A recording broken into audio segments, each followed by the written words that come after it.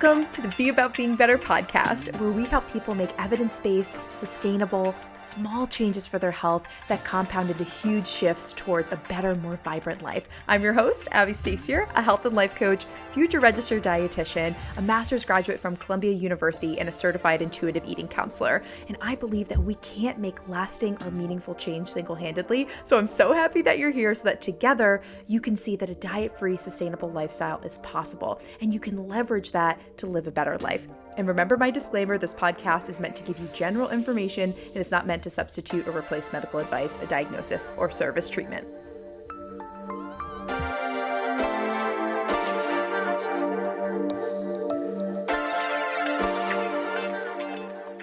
Hello. Welcome back to the Be About Being Better podcast. Y'all, I cannot believe that it's December. We have 1 month left of 2022. Like, this is wild to me. I'm so excited for the next couple episodes that we have planned because I want us to truly end this year strong. And I don't want us to think, oh, like December's such a wash, I'll just get started again in January 2023. It's giving, I need to start over again on Monday vibes. And I really don't want us to do that.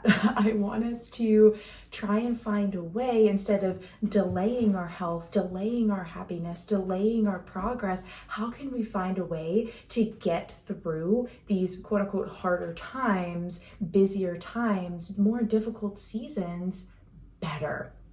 So I've intentionally, planned out these episodes during the holiday season, keeping in mind that I want to give you all of the tools that you need to get through this season better. So today we're going to be talking about how to increase your energy, how to boost your energy, and giving you specific tangible steps on how to do that. And this episode stemmed from, well, number one, many conversations that I've had with clients throughout our programs over the last 4.5 years coaching and being in business. Everyone during this time of year is super busy, high achieving, overcommitting themselves, and overall just really tired. And I feel this way too. I mean, working full time, being a student full time, it's really difficult. So I just find that people are very exhausted during this time and constantly out of their routine and traveling and dealing with difficult family members and stress and financial stress and health stress. Like, there's just so much stress. We're exhausted during this time. So I've had many conversations with clients over the years during this time of year to know and really have a pulse on how are people feeling this time. But I was also inspired to make this episode because literally yesterday I had some family visiting in town. My mom and my stepdad visited Nashville, and I mean, when people are ever visiting you want to take them to the best spots or do the touristy thing, or you just go out to dinner. You're not normally making as many meals at home, and you tend to just be out of your routine. You might be having fun and you might be fully present and enjoying everything that you're doing, but you might not also be in your routine. So there's also that sense that you're not quite feeling your best, even though you're fully enjoying what you're doing. So I was completely out of my routine yesterday, and we put our name in at a popular brunch place here in Nashville, Buttermilk Ranch. It is my favorite brunch place here. It is absolutely incredible. Their biscuits are phenomenal. And when they bring out the biscuits, they have gravy flights. They literally have flights of gravies. You can try different ones. It's so fun, but the wait is always super, super long there. So we put in our name. It was an hour wait, to be expected, especially on a Saturday in downtown Nashville.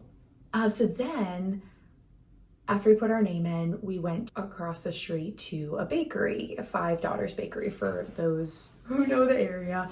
And their donuts are fabulous, but they are definitely indulgent. I mean, these are signature specialty donuts.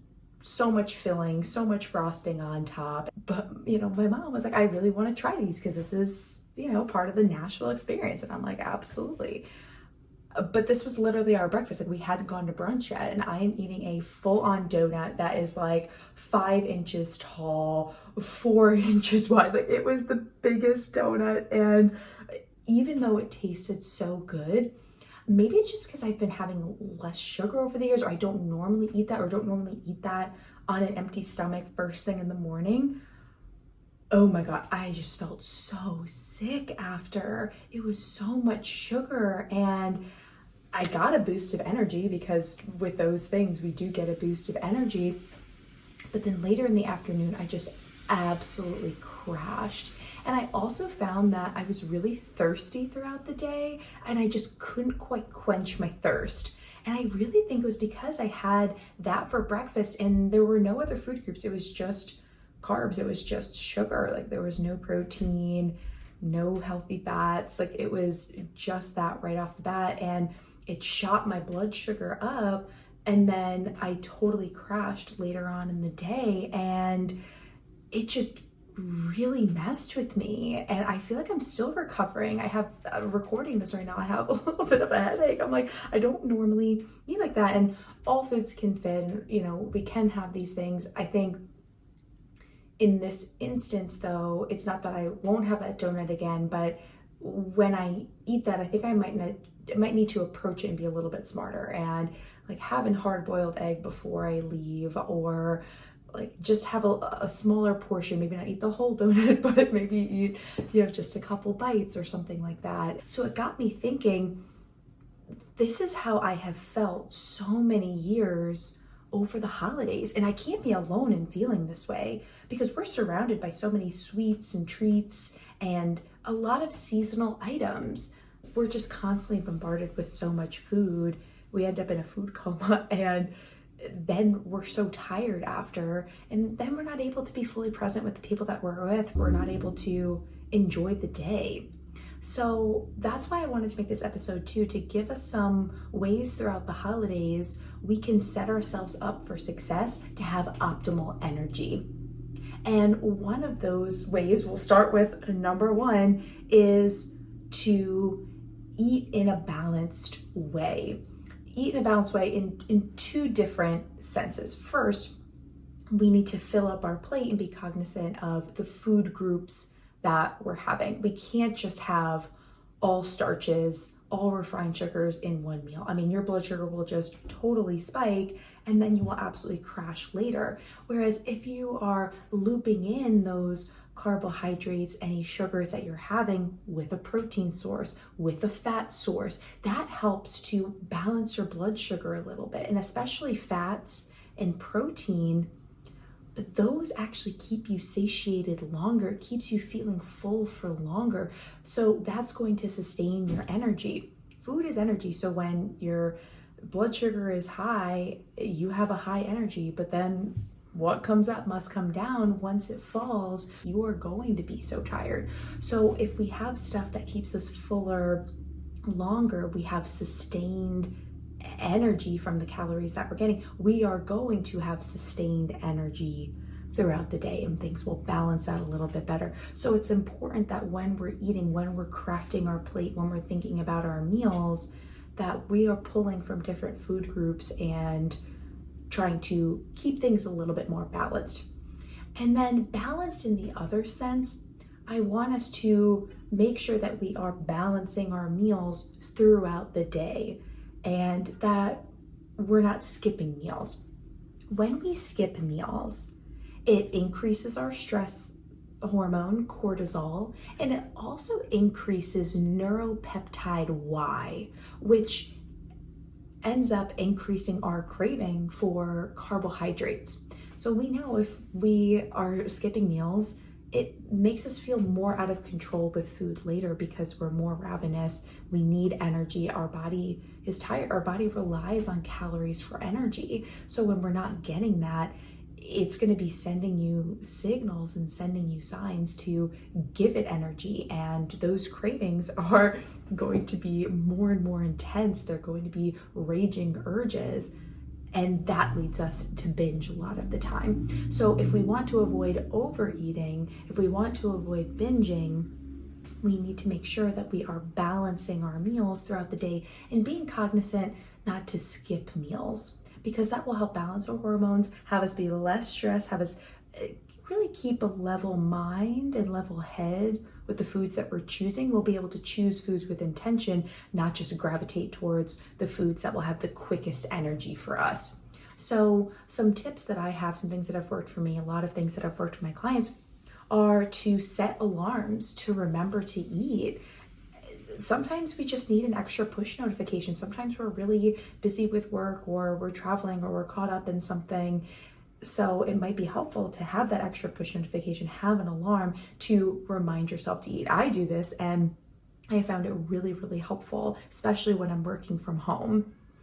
And if you find that you are skipping breakfast, or you're working through lunch, especially if you're working through lunch, this is definitely cause for further examination. Most people skip lunch because they haven't prepped anything. They don't have anything that's easy and convenient for themselves to grab. So in that case, I would definitely say listen to our meal plan and prep episode, because that will give you all the tips that you need to make the healthy options convenient for yourself, so that you have lunch ready to go, and when you have a quick break, it's convenient for you to eat. Most people also skip lunch because they forget to eat. So in that sense, I would say schedule your meals like an appointment, and make sure that you're setting an alarm to have that push notification to remember to eat.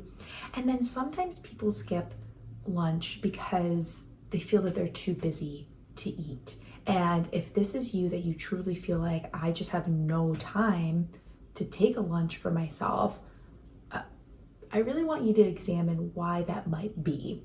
Because lunch doesn't have to be 60 minutes.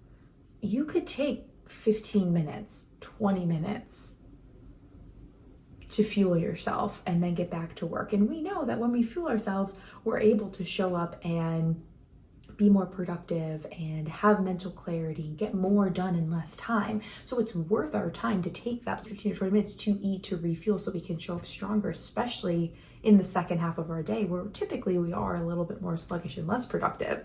So if we're not eating, we're going to be even less productive than we normally are. So we really need to be eating. So if you feel like you can't even take that 15 or 20 minutes to eat, this is something that needs further examination into why you feel too busy to take a lunch consistently.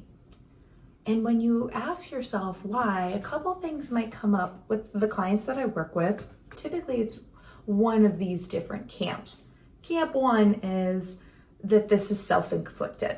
I work with very busy, high-achieving people who want to perform their best, people that put a lot of pressure on themselves, and not taking a lunch might be self-inflicted because they feel like they just have too much to do, they're putting too much pressure on themselves.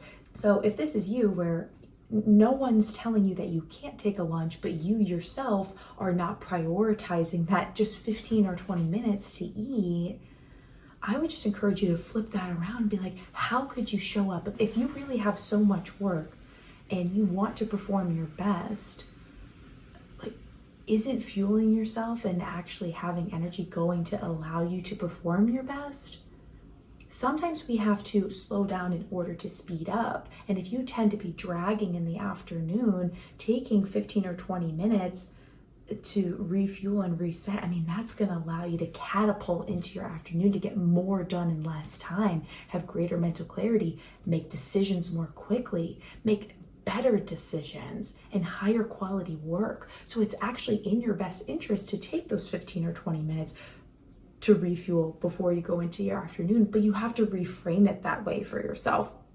So if this is you, where you think, okay, no, I definitely have the time. It's not that my boss is telling me that I can't take lunch, but it's me that's maybe not organized or not prioritizing taking a lunch. I encourage you to examine that a little bit and ask yourself, how can I start to just take a little bit of time for myself?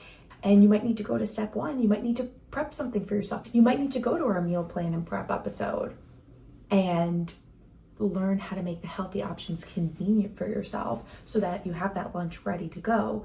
If it's not self-inflicted and you really feel like, I'm not taking a lunch because this is the company culture, or like my boss has made it clear I need to be working on XYZ and there's no time for lunch. Number one, this is illegal, so that needs to be addressed. But number two, this is almost of greater cause for concern, because you know that legally you deserve a lunch, and you also need a lunch to be able to perform your best.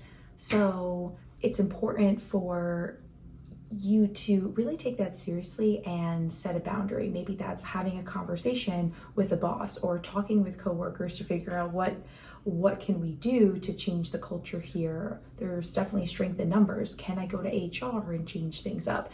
So you need to be able to discern, is this self-inflicted, why I'm skipping meals? Or is it company culture? Is this being imposed on me? And that will give you the different action steps. So I hope that helps. This is just step number 1 for how to boost your energy. And I spent so much time on it. We'll fly through the rest of them. But this is really the most important. And I don't know, I think I'm just feeling it, especially I'm feeling the effects of this right now because I didn't do this yesterday. I didn't eat consistently. I didn't balance my meals, and I feel like crap, and I wasn't productive, and I wasn't able to be present with my family when they were here for a majority of the day. And that's just sad. Like, life is too short to not enjoy the company that we're with and enjoy those events. And I think I could have enjoyed it more. I could have felt better. I could have gotten out of my head to really be present with the people that I was with if I just did a couple small tweaks to eat in a more balanced way, to eat consistently throughout the day, and to advocate for myself. So I just think that this is so, so important. You know that I love nutrition. And I'm obviously working to be a registered dietitian, so I do want to focus on the nutrition a lot. But this is going to make a huge difference in your ability to boost your energy and increase your energy. And going off of that, it's important for me to note to you all and to really make clear that you do have the ability to increase your energy. One of my favorite gurus, Brendan Bouchard, I'm obsessed with him. He always says that we are like a power plant. We can generate the energy. It's not just something that we have or don't have. And when you flip the switch and think about energy in that way, it's so empowering. It's like, wow, it's not just like, oh, I'm tired today, I don't have any energy, so today is a wash, today is a waste. No. You have the ability to choose differently or to choose something to generate more energy. So I'm going to give you some tips on other things that you can do that are totally within your wheelhouse to boost your energy throughout the day. So the first thing is set alarms to remember to eat. Don't skip meals and eat consistently. The second thing, another nutrition tip, is to drink water like it is your job. Now, when you start to feel thirsty, this is a fun fact. If you start to feel thirsty, that means you are 2% dehydrated. Once you hit 15% dehydration, that is fatal. So it is so important that when you feel thirsty, to drink water, to hydrate yourself. And actually, when you start to feel thirsty, you might already be a little bit behind the game. You're already 2% dehydrated. So it's important that you're really staying on top of your hydration. And as far as increasing your water intake, I think the biggest tip, we talk about this so much in our programs, and I'm always asking my clients that are consistent with their water intake, what is working for you? What's been the biggest tip? And here are the 2 biggest tips that over the last 4.5 years here has been like the consensus. Number 1, you need a cute water bottle, and you need it to be in your line of vision. This is why I have my gallon water bottle that is bright pink and in my face. You can't miss it. Literally, I can't miss it. It is always in my face. And I think it's so cute. I mean, it's my favorite color. I love pink. And it's always right there. And when it's filled up, it's heavy. I'm literally lugging this thing around. I can't forget about it. It's in my line of vision. I'm also incentivized to drink it because it is so heavy. Because it lightens the load if I'm actually keeping up with my water intake. The second thing, after getting a cute water bottle, keeping in your line of vision, is having a straw. I don't know what it is about having a straw. I think you just take in more liquid at one time, but it seems to be easier to get more water in when you actually have a straw versus twisting off the top of the Nalgene and sipping it back. Like sometimes when I'm sipping out of these huge Nalgenes, the water just spills all over me. I don't know how I miss my mouth always, but it just always happens. So I have needed a water bottle with a straw, and that has helped me. And honestly, hundreds of our clients, that has been the consensus as far as feedback. How do you be successful with hitting your water goal on a consistent basis? Having a straw, having a cute water bottle, keeping it in your line of vision.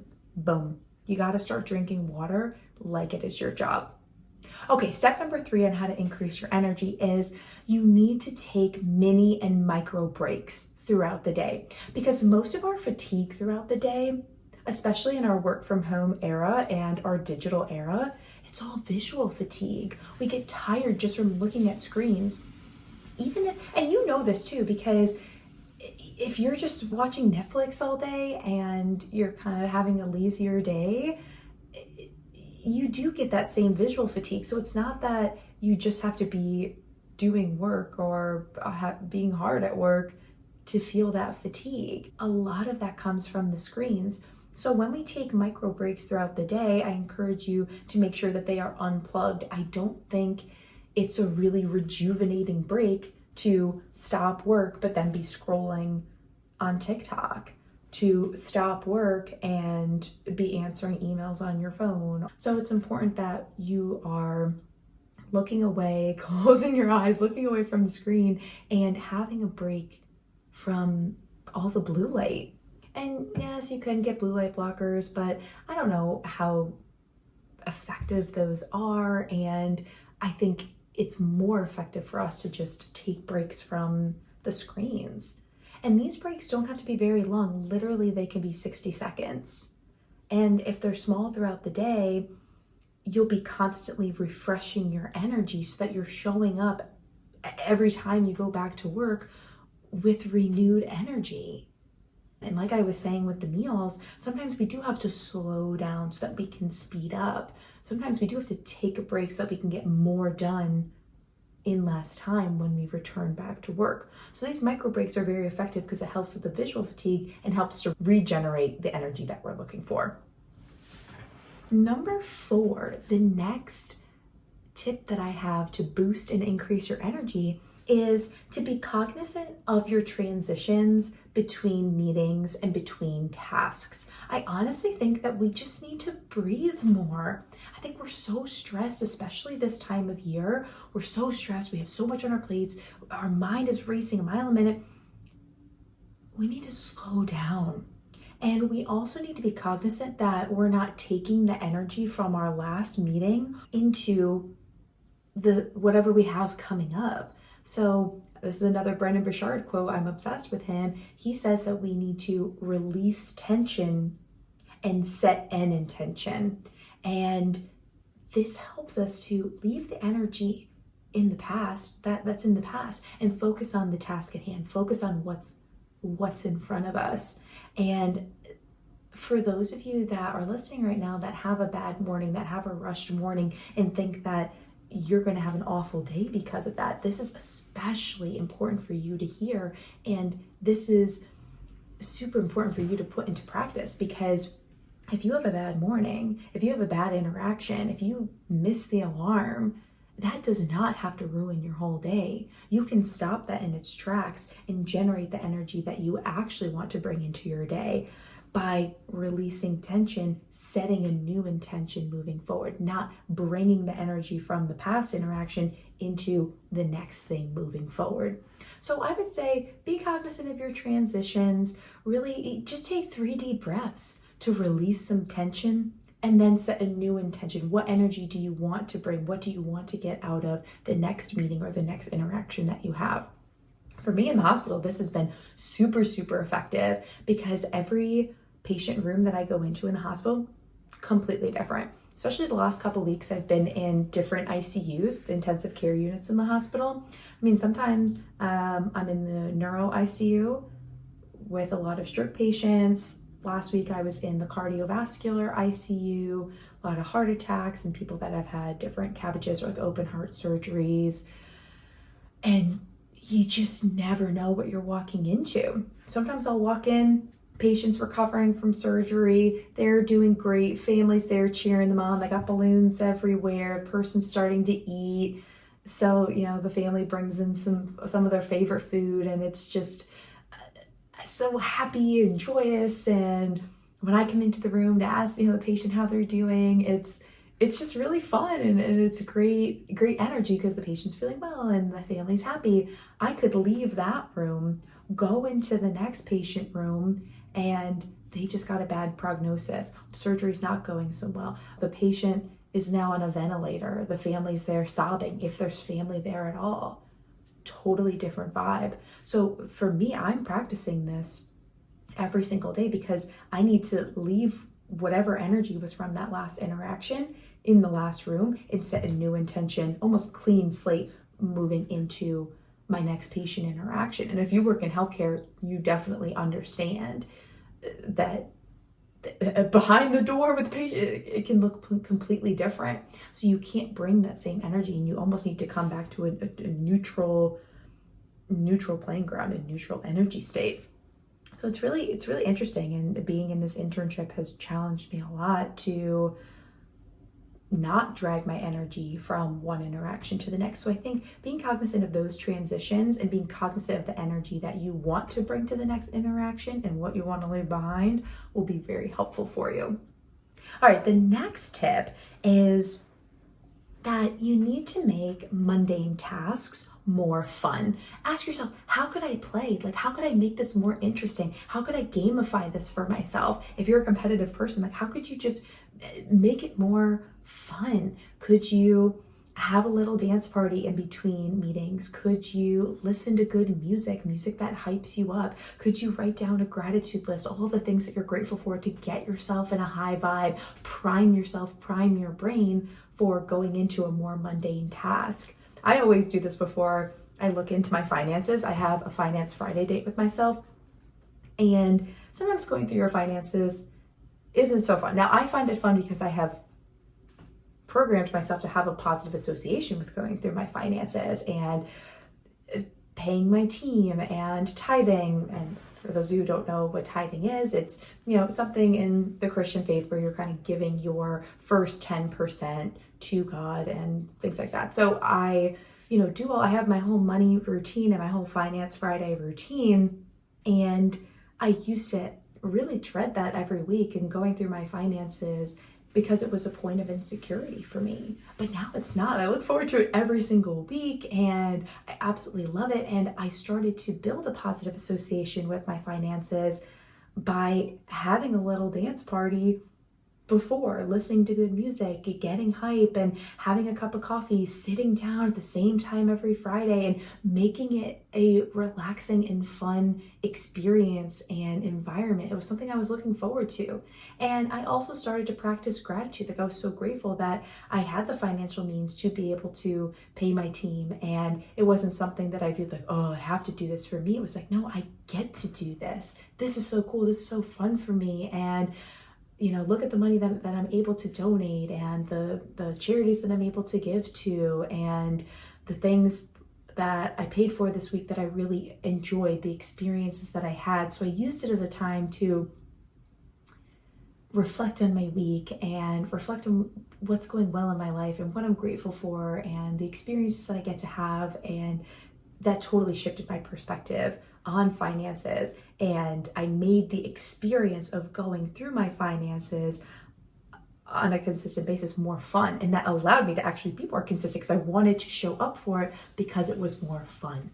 So if you can start to just open, you might not know exactly what you want to do to make these mundane tasks more fun, but just open up your mind, what could I do? Or maybe I could do something that's more fun. You just want to be receptive to receiving those ideas and kind of receiving those downloads. I talk to clients about this all the time. They think that doing the dishes, cleaning their house is so mundane, something they have to do, they don't really want to do. Especially some people just really hate doing the dishes, and that's okay. So you just want to be thinking to yourself, how could I make this more fun? How could I gamify for myself? Could I get this done in 20 minutes? Could I put on my queue on Spotify 5 different songs? And could I get everything that I need to get done in these 5 songs? So you could start to play around with it and make it more fun for yourself. And that will allow you to have more energy and not be brought down, not be dragged down by these mundane tasks. And you'll actually over time, maybe build a positive association with them and you'll actually want to show up for them. I never thought that I would love having a Finance Friday date with myself, but I absolutely love it. And I look forward to it every week because it's so fun. It didn't start off that way, but I've done a series of things intentionally to build this positive association with that mundane and honestly stressful experience at first. So I know that this is possible for you too. My sixth tip for increasing your energy is that you want to start to batch like tasks and like energies together. Now, this might sound a little woo-woo, but I have found this so effective, and I just absolutely love it. For me, I wear so many hats throughout my day and throughout my week. I am a coach. I am a business owner. I am a dietetic intern, so I'm basically a student. I'm like Meredith Grey, season 1 of Grey's Anatomy. Like, I am bottom of the totem pole at the hospital. So I have that hat that I'm wearing. And then I have some days where I'm studying. I have my content creator hat. I have my podcasting hat. And it is exhausting to be switching hats and switching roles all the time. So I have had to be very intentional about my schedule and batching like tasks together. So I don't wear all of these hats every day because it's exhausting to switch roles and to switch energies and to generate the energy that I want to wear to be successful wearing that specific hat. So I have certain days that I record the podcast. I have certain days that I record other content. I have certain days that I coach and that I talk on the phone with prospective clients that are inquiring about our programs. I have specific days that I study and do schoolwork. I have specific days that I exercise. I have specific days that I'm, talking with my team and having team meetings and being in more that business owner role.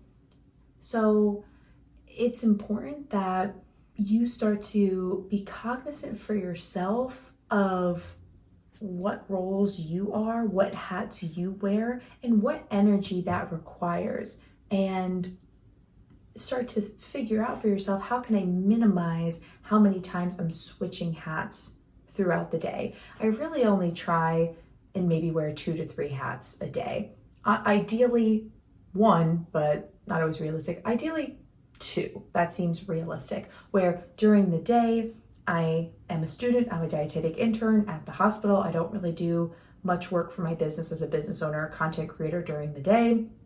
But then once I get home, I'm not doing anything for my internship. I'm not doing any other work, and I take the whole night to work on business. So like Monday nights are a perfect example. This is when I coach my Be About Being Better Academy clients. So all day I'm in my internship, I'm at the hospital, I'm doing everything. As soon as I get home, Monday nights I don't do any homework for my internship, and I'm fully focused on my clients for several hours. I batch all of our small group coaching calls back to back to back. So I'm in a coaching mode. I'm in the zone. I have fully taken on that energy. I'm not switching to then studying for 45 minutes or an hour and then taking on a coaching call and then making a little bit of content and then jumping on another coaching call, because all of those require different energies, and that is exhausting.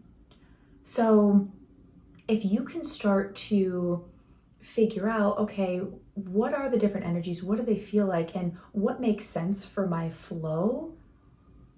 Like whether you're ramping up your energy because maybe you have more energy in the afternoon or evening, or maybe you're really energized in the morning, so you want to do your most creative tasks or the tasks that require the most energy at the beginning of your day, the most focus, but then wind down. And maybe in the evening, that's when you do admin, or that's when you clean the house, or just do other things. Like different organizing or whatever it is, to kind of wind down your energy when you tend to be less focused and less productive, less energized naturally. That will allow you to be productive in the energy state that you're in. So you want to start to be cognizant, okay, what tasks do I have? What energy is really associated with all of these things? And when do I feel the most productive? And how can I start to curate my schedule so that I'm doing, for the most part, in my control, the higher energy tasks when I have the most energy, or the tasks that require the most focus when I am the most productive, when I can devote the most time, energy, and attention to this task. And then what can I do in the times that I'm not feeling most productive? For me, it's like 3 to 4 p.m. and I either just try to do admin at that time. I don't create content because I just tend to be lower vibe at that time. So I'm not really doing it, not that I'm not doing important work, but I'm not doing work that requires that much more energy. So that's what I mean by batching like tasks with like energies. So I hope that that helps, or that at least gives you some ideas for what you could do to start changing your schedule so that you're not switching hats as much, because we lose a lot of energy in those transitions when we're switching or when we're trying to ramp things up or kind of dial things back. And then lastly, this is our 7th way to increase your energy. I want you just to ask yourself this open-ended question. How would my best self show up right now? How would my best self show up in this situation?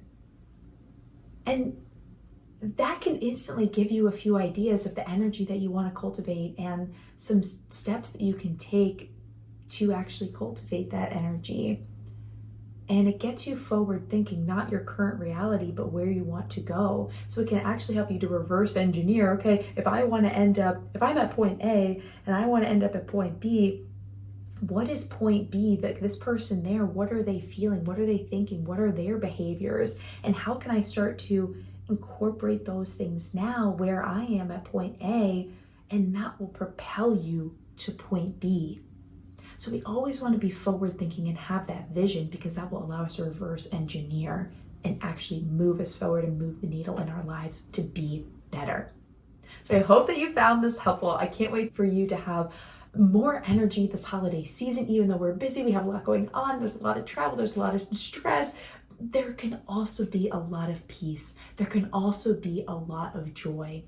And if you remember that you are like a power plant and you have the ability to generate energy, you will set yourself up for so much success and have a much better holiday season. I'll see you in the next episode.